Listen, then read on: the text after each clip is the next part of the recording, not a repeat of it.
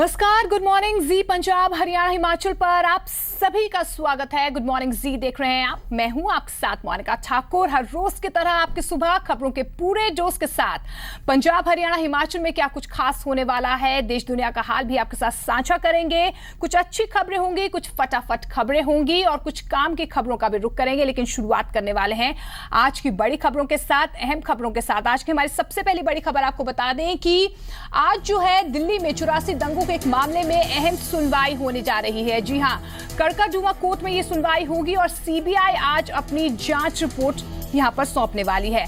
आपको बता दें कि कोर्ट ने सीबीआई को जांच पूरी करने के लिए 2 महीने का वक्त दिया था और सीबीआई ने जांच पूरी करने के लिए 4 महीने का वक्त मांगा था। लेकिन आज इस पर अहम सुनवाई है और अदालत जो है सीबीआई की रिपोर्ट से उस समय संतुष्ट नहीं थी। दूसरी बड़ी खबर का रुख कर लेते हैं, हरियाणा से आ रही है। आपको बता दें कि हरियाणा में जाट आरक्षण पर लगी अंतरिम रोक को हटवाने को लेकर आज अहम सुनवाई होने वाली है पंजाब हरियाणा हाई कोर्ट में। पिछली सुनवाई के दौरान आपको बता दें कि हरियाणा सरकार ने अपना पक्ष रखा था और कोर्ट ने उनका पक्ष भी सुना था। 4 जुलाई को यह सुनवाई हुई थी, लेकिन हाई कोर्ट ने जाट आरक्षण विधेयक पर जो रोक थी उसको बरकरार रखा था और हरियाणा सरकार ने फिलहाल जो है जाट समेत 6 जातियों को आरक्षण दिया था। इसी मसले पर जो है लगातार सुनवाई हो रही है। अगली बड़ी खबर हिमाचल की सियासत से है। जी हां, आज सीएम वीरभद्र सिंह ने एक कैबिनेट की अहम बैठक बुलाई है। जी हां, जिस तरह से मनी लॉन्ड्रिंग मामले में एलआईसी एजेंट जो है आनंद चौहान, उनकी गिरफ्तारी हुई है, उसके बाद से जो है लगातार जो है मंथन चल रहा है और आज जो ये बैठक होने वाली है ये कहा जा रहा है काफी अहम है। इसमें ये बताया जाएगा जो कैबिनेट है वो सीएम के साथ खड़ी हुई है। जिस तरह से पहले जब छापेमारी की गई थी सीबीआई और ईडी की तरफ से, उस समय भी जो कांग्रेस है एकजुट दिख रही थी और कहीं ना कहीं इस बैठक में इसी मुद्दे पर चर्चा होगी और साथ ही साथ ये भी कहा जा रहा है कुछ ऐसे और अहम मुद्दे हैं जिन पर चर्चा हो सकती है। तो तमाम बड़ी खबरें हैं जिन पर हमारी नजरें बनी रहेंगी, लेकिन शुरुआत करने वाले हैं आज की बड़ी खबरों के साथ। पाकिस्तान की खुफिया एजेंसी आईएसआई के आतंकी हमले की आशंका के चलते पंजाब पूरी तरह से अलर्ट पर है। ऐसे में प्रदेश के मुख्यमंत्री प्रकाश सिंह बादल ने कहा है कि पंजाब सरकार और पंजाब पुलिस पूरी तरह से मुस्तैद है। पंजाब में आईएसआई द्वारा बड़े स्तर पर आतंकी हमले की खुफिया एजेंसी की रिपोर्ट पर सरकार अलर्ट है। पंजाब के मुख्यमंत्री प्रकाश सिंह बादल ने कहा कि हमले की आशंका के मद्देनजर केंद्र के साथ ही पंजाब सरकार भी पूरी तरह सजग और तैयार है। ਅਸੀਂ पूरे चौकस हाँ, सेंट्रल गवर्नमेंट चौकस है, सारा गल कर रहे हैं। सानू साडा जिहदी ड्यूटी है वो पूरी असीं निभा रहे हैं। मुख्यमंत्री प्रकाश सिंह बादल मुक्तसर में अपने 2 दिवसीय संगत दर्शन के क्रम में मलोट पहुंचे थे। यहाँ उन्होंने पंजाब स्कूल शिक्षा बोर्ड की ओर से छात्रों को दिए गए ग्रेस मार्क मामले पर भी अपनी सफाई दी और शिक्षा के क्षेत्र में पंजाब को अव्वल बताया। नहीं, ग्रेस मार्क तो पास पूस कोई नहीं है, वो दस सकते हैं, पर जिन्ना एजुकेशन आपां सारे हिंदुस्तान च जो असी आया 13वें नंबर से हुण 4थे नंबर। मैं पता नहीं, मैं जड़ी चीज पता नहीं ना, क्योंकि लिख लो इंक्वायरी करा, अब चीमा साहब करा देंगे। मुख्यमंत्री ने अपने संगत दर्शन के दौरान जहां प्रदेश के अहम मुद्दों पर अपनी राय रखी, वहीं मलोट में लोगों की समस्याएं भी सुनी और मौके पर ही उनका समाधान भी किया। इस दौरान मुख्यमंत्री बादल ने यहां विकास कार्यों के लिए लाखों रुपए की ग्रांट भी बांटी। जसविंदर बब्बर, जी मीडिया, मुक्तसर। और अब बात करते हैं आम आदमी पार्टी की मुश्किलों की। यूथ मैनिफेस्टो के बाद विरोधियों के निशाने पर आई आम आदमी पार्टी आज डैमेज कंट्रोल में लगी हुई है। पार्टी के नेता एच.एस. फुल्का श्री हरमंदिर साहिब पहुंचे, जहां उन्होंने मैनिफेस्टो में हुई भूल के लिए गुरु साहिब से माफी मांगी और लंगर की सेवा की। पंजाब में यूथ मैनिफेस्टो विवाद में फंसी आम आदमी पार्टी को सूबे की सियासत के मंदिर में तो माफी नहीं मिली, अब आसरा गुरु दरबार से है। यही सोचकर आम आदमी पार्टी नेता एच.एस. फुल्का अमृतसर स्थित श्री हरमंदिर साहिब पहुंचे, जहां उन्होंने मैनिफेस्टो में हुई भूल के लिए गुरु से माफी मांगी और लंगर की सेवा भी की। जो पार्टी से अनजाने में भूल हुई है उसके लिए आज मैं और पार्टी के बहुत से और वॉलंटियर गुरु से माफ़ी मांगने आए हैं, क्योंकि बिल्कुल ये बात इंटेंशन नहीं थी। ये जो हुआ है अनजाने में हुआ है और इसलिए हमने आज सुबह अमृत वेले 3 से 5 तक सभी वॉलंटियर्स ने लंगर की सेवा की है। एच.एस. फुल्का ने इस दौरान एक बार फिर दोहराया कि उनकी पार्टी की तरफ से ये भूल अनजाने में हुई है। इसके लिए 18 जुलाई को दिल्ली के मुख्यमंत्री अरविंद केजरीवाल भी यहां सेवा के लिए आएंगे और भूल के लिए माफी भी मांगेंगे। केजरीवाल जी 18 तारीख को आएंगे, सेवा करने के लिए आएंगे। नहीं, उनकी तो कोई गलती नहीं। ये जो टीम थी, जो पंजाब में पोस्टर टीम है, उनकी वो उनकी अनजाने में जो हुई है, केजरीवाल जी को तो इसमें कोई गलती नहीं। इसलिए जो पंजाब के सभी वॉलंटियर हैं जो मेरे साथ जो जहाँ पे आए हैं। आम आदमी पार्टी के नेता आशीष खेतान द्वारा यूथ मैनिफेस्टो की तुलना धर्म ग्रंथ से किए जाने के बाद से आम आदमी पार्टी लगातार विरोधियों के निशाने पर है। आशीष खेतान के खिलाफ केस भी दर्ज कराया गया है, लेकिन अब पार्टी अपनी गलती की डैमेज कंट्रोल में जुट गई है। राजन गोसाई, जी मीडिया, अमृतसर। तो भले ही आम आदमी पार्टी अब अपनी गलती पर गुरु के दरबार में माफी मांग रही हो, लेकिन सियासी दंगल में हाथ आए इस मुद्दे को विरोधी भुनाने में कोई कसर नहीं छोड़ रहे। रविवार को जलालाबाद में शिरोमणि अकाली दल के कार्यकर्ताओं ने आम आदमी पार्टी के खिलाफ जोरदार प्रदर्शन किया और दिल्ली के मुख्यमंत्री का पुतला फूंका। मैनिफेस्टो विवाद में फंसी आम आदमी पार्टी के विरोध में पंजाब में सियासी पारा लगातार चढ़ता जा रहा है। फाजिल्का के यूथ अकाली दल के कार्यकर्ताओं ने जलालाबाद में आम आदमी पार्टी के मैनिफेस्टो के विरोध में मार्च निकाला और आम आदमी पार्टी के राष्ट्रीय संयोजक अरविंद केजरीवाल का पुतला फूंका। केजरीवाल ने एक फोटो के ऊपर अपना झाड़ू नाल लगा के बदसलूकी की है, ये माफी योग नहीं है। इनके बारे ठोस कदम भी लिया जाएगा और सख्त कार्रवाइयां भी की जान। यही साडी मिहनत और सारी यूथ वालों एक रिक्वेस्ट की गई है कि केजरीवाल जी नूं पंजाब च ना बन दिता जाए। ने जिहड़ा यूथ मैनिफेस्टो बनाया ਉਹਦੇ ਨਾਲ श्री हरमंदर साहिब ਦੀ ਜਿਹੜੀ ਨਾਲ ਆਦਾ ਝਾੜੂ ਦਾ ਨਿਸ਼ਾਨ ਲਾਇਆ, फोटो लाई है, बड़ी मंदभागी घटना है। ਇਹਨੇ ਸਾਡੇ ਦਿਲਾਂ ਤੇ ਠੋਸ ਪਹੁੰਚਾਈ ਹੈ। ਇਹ ਜਿਹੜਾ ਇਹ ਬਖਸ਼ਣਹਾਰ ਨਹੀਂ ਹੈਗਾ केजरीवाल, ਇਹ ਸ਼ਰਾਰਤੀ अंसर है। वहीं आम आदमी पार्टी ने अकाली दल के इस विरोध को गैर वाजिब बताया है। आम आदमी पार्टी ने अकाली दल पर मुद्दा विहीन होने का आरोप लगाया है। जलालाबाद ਵਿੱਚ ਜਿਹੜੇ ਅਕਾਲੀਆਂ ਨੇ ਪੁਤਲਾ ਫੂਕਿਆ ਹੈ, ਇੱਕ ਤਾਂ ਇਹਨਾਂ ਦੇ ਕੋਲ ਹੋਰ ਕੋਈ ਮੁੱਦਾ ਨਹੀਂ ਰਿਹਾ ਅਕਾਲੀਆਂ ਦੇ ਕੋਲ। मैनिफेस्टो विवाद में घिरी आम आदमी पार्टी की मुश्किलें खत्म होने का नाम नहीं ले रही हैं। वहीं दूसरी तरफ पार्टी के नेता अपनी भूल सुधारने के लिए अब गुरु दरबार में हाजिरी लगा रहे हैं। सुनील नागपाल, जी मीडिया, फाजिल्का।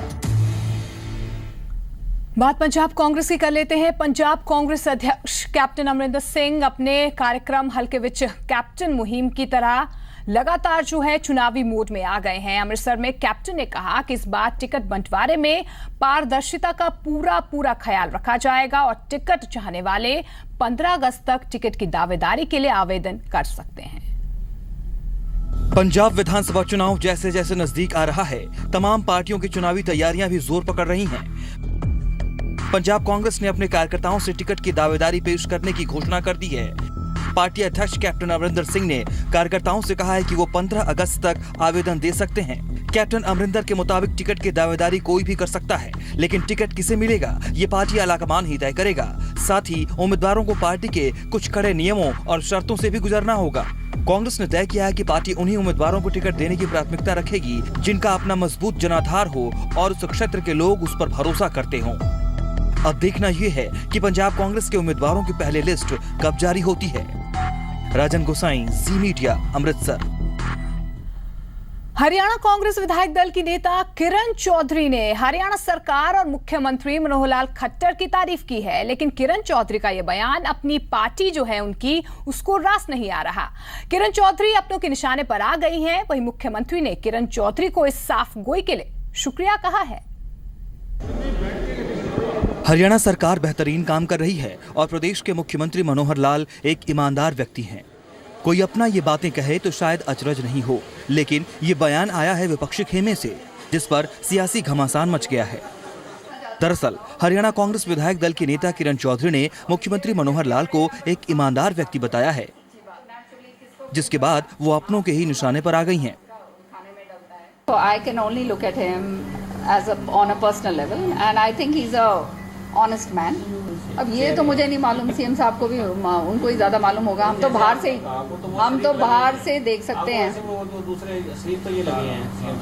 बाहर से ही हम लोग तो देख सकते हैं। देखो अंदर का क्या है क्या नहीं है, पर जो बातें फिल्टर होकर आती हैं वो यही हैं कि क्या कहते हैं, things are not all well, otherwise क्या कहते हैं, he would have been in the saddle and done his work. इस बीच मुख्यमंत्री मनोहर लाल ने बड़ी साफगोई से इस मुद्दे पर हरियाणा कांग्रेस में शुरू हुए घमासान पर चुटकी लेते हुए कांग्रेस को बधाई दी है। मुख्यमंत्री ने कहा कि अगर उनके नाम पर कांग्रेस में घमासान हो रहा है तो वो इसमें कुछ नहीं कर सकते। कोई किसी प्रकार का घमासान करे, कम से कम मैं उनको बधाई देता हूं, धन्यवाद करता हूं कि जिन्होंने एक कम से कम हमारे बारे में कुछ नहीं कहा, वो अपने आप कुछ भी घमासान करते रहे, उसके बारे में मेरे पास तो कोई उसका हल नहीं है, क्या करें। हरियाणा के मुख्यमंत्री मनोहर लाल अपनी ईमानदारी और सख्ती के लिए अपनी पार्टी में तो जाने ही जाते हैं, लेकिन अब विपक्ष ने भी अगर ऐसा मान लिया है तो फिर कहा जा सकता है कि इस सरकार में कुछ तो बात जरूर है। कमरजीत सिंह विर्क, जी मीडिया, करनाल। हरियाणा की शहरी स्थानीय निकाय मंत्री कविता जैन ने नियमों की अवहेलना करने पर नगर निगम गुरुग्राम के 8 अधिकारियों को तत्काल प्रभाव से सस्पेंड कर दिया है। साथ ही उन्होंने काम में पारदर्शिता बरकरार नहीं रखने और लापरवाही बरतने वालों के खिलाफ भविष्य में कड़े कदम उठाने के संकेत दिए हैं। हरियाणा सरकार विकास कार्यों में किसी तरह की कोताही बर्दाश्त करने को तैयार नहीं है। प्रदेश की शहरी स्थानीय निकाय मंत्री कविता जैन ने नियमों की अनदेखी करने के आरोप में गुरुग्राम नगर निगम के 6 एक्सईएन समेत 8 अधिकारियों को तत्काल प्रभाव से सस्पेंड कर दिया है। गुरुग्राम के 6 एक्शन समेत 8 अधिकारियों को हमने सस्पेंड किया है। कुछ ऐसे काम जो कि रूटीन प्रक्रिया के थे और लगभग 23 करोड़ रुपए के हमारे काम थे, जिनको कि इन्होंने ई टेंडरिंग की बजाय कोटेशन के आधार पर कर दिया और 6 अप्रैल को हमने इसकी जांच के आदेश दिए गए थे और जांच के अंदर इन अधिकारियों को कुछ दोषी पाया गया।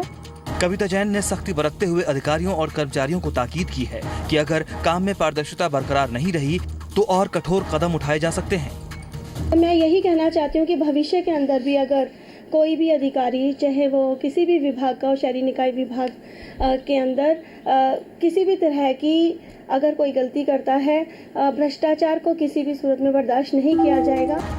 गौरतलब है कि कैबिनेट मंत्री कविता जैन को नगर निगम गुरुग्राम में वित्त वर्ष 2015-16 के दौरान विकास कार्यों को कराने में अधिकारियों द्वारा लापरवाही बरतने और पारदर्शिता को दरकिनार करने की सूचना मिली थी। इसी के बाद ये कार्रवाई हुई है। कुलवीर दीवान, जी मीडिया, चंडीगढ़। हरियाणा के मुख्यमंत्री मनोहर लाल खट्टर ने गुरुग्राम को फ्री वाईफाई की सौगात दे दी है। इसके साथ ही मुख्यमंत्री ने ग्रीन गुरुग्राम अभियान की भी शुरुआत कर दी है। वहीं फ्री वाईफाई की सुविधा मिलने से गुरुग्राम के लोगों में काफी खुशी है। हरियाणा के मुख्यमंत्री मनोहर लाल खट्टर ने गुरुग्राम को फ्री वाईफाई की सौगात दी है। इस योजना के तहत अब गुरुग्राम के लोग फ्री वाईफाई की सुविधा का लाभ उठा सकेंगे। मैं धन्यवाद करता हूं एयरटेल का, जहाँ वाईफाई के इस अभियान को उन्होंने 4 स्थानों से एक साथ शुरू किया है और भी 4 स्थानों ने आगे के लिए स्पेसिफाई किए हैं कि जिस पे जल्दी वाईफाई वो फ्री शुरू कर देंगे। मुख्यमंत्री ने इसके साथ ही गुरुग्राम को ग्रीन एंड क्लीन सिटी बनाने का अभियान भी शुरू किया। मुख्यमंत्री ने इस अभियान की शुरुआत एक पौधा लगाकर की। इस दौरान सीएम ने पूरे हरियाणा में स्वच्छ भारत अभियान के तहत 1 नवंबर से हर गांव और वार्ड में प्रतियोगिता के आयोजन का भी ऐलान किया। जो ग्रीन गुड़गांव का जो एक इनिशिएटिव लिया गया है बहुत ही सराहनीय है। मैं ऐसा आह्वान करता हूं हरियाणा की जनता को कि वो सभी लोग अपने अपने घर में, अपने गली में, मोहल्ले में, सड़क पर, खाली जगह जहां भी उनको उचित मिलती है पेड़ लगाएं और उस पेड़ को जब तक वो बड़ा नहीं हो जाता तब तक उसका पालन भी करें। इस मौके पर मुख्यमंत्री के साथ कैबिनेट मंत्री राव नरबीर सिंह, सोहना से बीजेपी विधायक तेजपाल तंवर के साथ ही कंपनी के अधिकारी भी मौजूद रहे। वहीं फ्री वाईफाई की सुविधा मिलने से गुरुग्राम के लोगों में खुशी है। गुरुग्राम से आलोक उपाध्याय के साथ ब्यूरो रिपोर्ट, जी मीडिया। तो वहीं करनाल में भी हरियाणा के मुख्यमंत्री मनोहर लाल खट्टर ने कई बड़ी परियोजनाओं का उद्घाटन और शिलान्यास किया है। इंद्री में बस स्टैंड की आधारशिला रखी है तो करीब 7 करोड़ की नई परियोजनाओं की सौगात दी है। हरियाणा के मुख्यमंत्री मनोहर लाल ने करनाल को कई बड़ी सौगातें दी हैं। करनाल पहुंचे मुख्यमंत्री ने इंद्री रोड पर करीब 300 करोड़ रुपए की लागत से बनने वाले नए बस स्टैंड की आधारशिला रखी। यहाँ एक ड्राइविंग ट्रेनिंग सेंटर भी खुलेगा। इसके अलावा मुख्यमंत्री ने करनाल में करोड़ों रुपयों की 7 नई परियोजनाओं का उद्घाटन और शिलान्यास किया। इस दौरान मुख्यमंत्री ने सूबे में विकास के लिए बजट बढ़ाए जाने का भी जिक्र किया। विकास के कामों के लिए लगातार हर एक विधानसभा में जो जो आवश्यकताएं, जो जो वहाँ की डिमांड्स, उन सबको हमने पूरा किया है। इस बस अड्डे की घोषणा भी बहुत पहले हो चुकी थी कि नहीं, कागजी कार्रवाई के कारण से थोड़ा लेट हुआ, लेकिन अब इसका शिलान्यास हो गया है। बहुत जल्दी इसका प्रथम चरण इसका पूरा होगा। वहीं मुख्यमंत्री ने कहा कि प्रदेश में बिजली निगमों के 34,000 करोड़ के घाटे को कम करने की कोशिशें जारी हैं। मुख्यमंत्री ने बताया कि सरकार आने वाले समय में बिजली घाटे को जीरो करने का लक्ष्य रखकर चल रही है। अभी तक पिछली सरकारों के समय का टोटल मिलाकर जो 34,000 रुपये का घाटा था, 34,000 करोड़ रुपए का जो घाटा था, उसमें 25,000 करोड़ रुपया हमने विभाग के लिए इस बार व्यवस्था किया कि ताकि घाटे का बोझ उनके ऊपर न रहे, लेकिन आगे घाटा न हो इसके लिए हम प्रयत्नशील हैं। और मैं समझता हूं कि इस वर्ष के अंत तक हम ऐसा दावा करते हैं कि बिजली के सारे घाटे जो लगातार अब होने वाले हैं उनको हम समाप्त कर देंगे। करनाल में मुख्यमंत्री मनोहर लाल ने एक बार फिर दोहराया कि प्रदेश में भ्रष्टाचार और अपराध पर पूर्ण विराम लगाने के लिए सरकार प्रतिबद्ध है और इसमें किसी भी तरह की कोताही बर्दाश्त नहीं की जाएगी। Kamarjit Singh Virk, C media, Karnal. और अब बात करते हैं हिमाचल की सियासत की। हिमाचल प्रदेश के मुख्यमंत्री वीरभद्र सिंह के खिलाफ चल रहे आय से अधिक संपत्ति के मामले में हुई LIC एजेंट की गिरफ्तारी के बाद विरोधियों ने मुख्यमंत्री से इस्तीफे की मांग कर डाली है। चंबा पहुंचे हिमाचल प्रदेश के नेता विपक्ष प्रेम कुमार धूमल ने सरकार को पूरी तरह से नाकामयाब बताया है।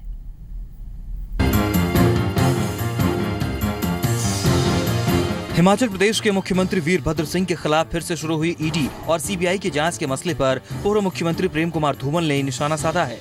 चंबा दौरे पर पहुंचे धूमल ने कहा कि इस्तीफे के नाम पर मुख्यमंत्री की चुप्पी सवालिया निशान खड़ा करती है। राजनीतिक अस्थिरता है कि कुछ लोग कांग्रेस के मुख्यमंत्री की कुर्सी की तरफ देख रहे होंगे, तो मुख्यमंत्री उनकी आशा को तोड़ने के लिए विधानसभा ही भंग कर सकते हैं और चुनाव करवा सकते हैं। वहीं मुख्यमंत्री के इस्तीफे की मांग पर हिमाचल कांग्रेस डिफेंसिव मोड में नजर आ रही है। ये तो कहावत है कि खसियानी बिल्ली खंबा नोचे। पिछले 3.5 साल से वो यही कहते आ रहे हैं कि चुनाव जल्दी होंगे और हमारा ये तो 4 वर्ष पूर्ण होने को है। चुनाव निश्चित समय पर होंगे। कांग्रेस पार्टी दोबारा चुनाव जीत कर आएगी, इसमें कोई दो राय नहीं। मुख्यमंत्री वीरभद्र सिंह के खिलाफ आय से अधिक संपत्ति मामले में जांच चल रही है, जिसके लिए ED और CBI लगातार उनसे और मामले से जुड़े लोगों से पूछताछ कर रही है। ऐसे में विधानसभा चुनाव नजदीक आते देख विपक्ष ने भी मुद्दे को भुनाने की पूरी तैयारी कर ली है। चंबा से शिव शर्मा, शिमला से विशाल द्विवेदी, जी मीडिया। फरीदाबाद में प्रशासन ने मुस्तैदी दिखाते हुए नाबालिग लड़की की शादी को रुकवा दिया। जब प्रशासन को इस बात की जानकारी मिली तो जिला संरक्षण एवं बाल विवाह निषेध अधिकारी हेमा कौशिक पुलिस बल के साथ विवाह स्थल पर पहुंची और गैर कानूनी काम को होने से रोक दिया। फरीदाबाद के गांव छायसा में 12 साल की एक लड़की की शादी होने जा रही थी, लेकिन जिला प्रशासन की मुस्तैदी के चलते इसे रुकवा दिया गया। दरअसल गांव के किसी अज्ञात शख्स ने पुलिस को बताया कि छायसा गांव में नाबालिग की शादी हो रही है। बारात ग्रेटर नोएडा से आने वाली है। सूचना मिलते ही जिला संरक्षण एवं बाल विवाह निषेध अधिकारी हेमा कौशिक पुलिस बल के साथ विवाह स्थल पहुँचे और गैर कानूनी काम को होने से रोका। उसके माँ बाप से पता किया तो वो अनपढ़ और मजदूर तबके से थे। उन्होंने कहा कि हमें इस बारे में नहीं पता था कि भी कानूनन अपराध है 18 साल से कम उम्र में लड़की की शादी करना, तो वो मान गए और शादी रुकवाई। जहां एक तरफ प्रशासन के अधिकारियों ने शादी रुकवाई तो वहीं दूसरी तरफ दूल्हे के परिजनों को फोन कर बारात नहीं लाने की चेतावनी दी गई। इसके बाद हेमा कौशिक ने लड़की के परिजनों को समझाया और बताया कि लड़की की शादी 18 साल से कम उम्र में करना कानूनन जुर्म है। इतना ही नहीं, हेमा कौशिक ने लोगों को इस बारे में जागरूक करने के लिए पंच सरपंचों की बैठक भी बुलाई। ऐसा है, छायसा थाना के अंतर्गत जितने गांव आते हैं उसके बाद हमने सभी सरपंचों की मीटिंग बुलाई और मैडम ने सरपंचेस को एजुकेट किया इस बारे में। अगर आप मुनादी भी कराएं गांव में, अगर जो लड़की है 18 साल से कम उम्र की शादी नहीं होनी चाहिए, लड़का है उसकी 21 साल की उम्र होनी चाहिए। कभी आगामी ऐसी लड़की मतलब नाबालिग लड़की शादी नहीं करनी चाहिए, क्यों लड़की का विकास हो जाता और बच्ची मतलब ऐसी नहीं पनपती। आपको बता दें कि इससे पहले फरीदाबाद के ही बल्लभगढ़ में एक नाबालिग लड़की की शादी रुकवाई गई थी। लड़की की शादी 18 साल से कम उम्र में करना कानूनन अपराध है। ऐसे में लोगों को इसके बारे में जागरूक करना होगा ताकि बेटियां पढ़ सकें, आगे बढ़ सकें और उनका समुचित विकास हो सके। विनोद मित्तल, जी मीडिया, फरीदाबाद।